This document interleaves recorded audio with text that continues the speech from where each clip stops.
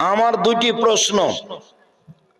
আমি নবমুসলিম, আমার বাবার বাড়ির আত্মীয় স্বজন যদি খুশি মনে আমাকে কোনো কাপড় দেই, তাহলে সেই কাপড়ের সালাত আদায় কবুল হবে কি? হবে।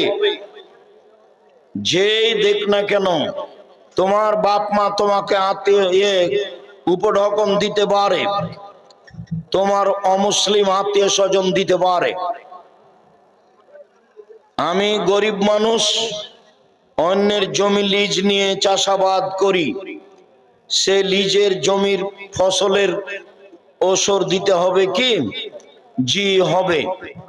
18 মণ 30 কেজি শস্য হলে 20 ভাগের 1 ভাগ ওসর দিতে হবে। হুজুর, আমাদের এই মাঠে 2 দের নামাজ আদায় হয়, ইমাম সাহেব 7